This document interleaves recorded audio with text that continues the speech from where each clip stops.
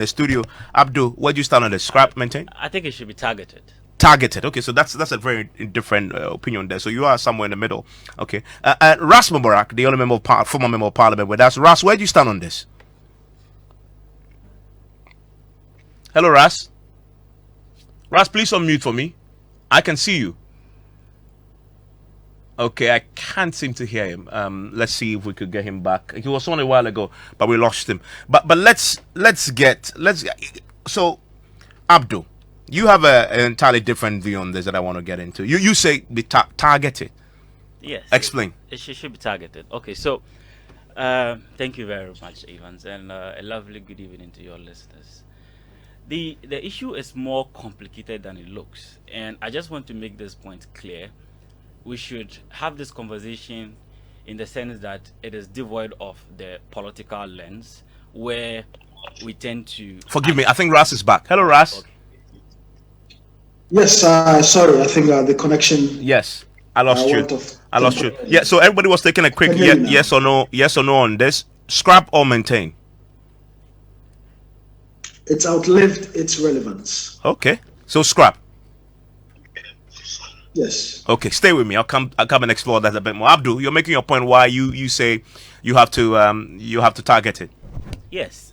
What I was saying is that I was making the point that first of all we have to have this conversation devoid of the political lens. We should try as much as possible to argue based on the issues that are available, because once we have a conversation, it's about politics, it's about this political party being, in that position, and if we argue in this way it benefits us, or we are at a disadvantage, then we lose the relevance of the issue.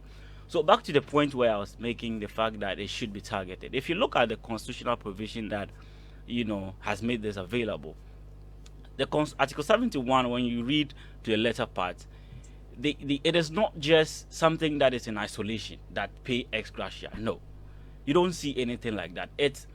If you look at their payments of salaries and other benefits, it's an all-inclusive package. In that, it is even indirectly stated in there that they are also, entitled to salaries and also end-of-service benefits or awards. So my point is that, and they make it retiring benefit. That is the word they use: retirement benefits and awards. So if you look at this provision and you want to interrogate it, and you look at the number of people they've listed in that category, there's the president, the vice president, the chief justice, and the like, SRAJ and NCC and members of parliament, and also the council of state. I am obliged to believe that it is not all of them that might not need this money. And first of all, the conversation shouldn't just be about the money, because awards could be anything. Benefits could be anything. So I'm of the view that if you want to make it targeted, we should first of all have an understanding as a people.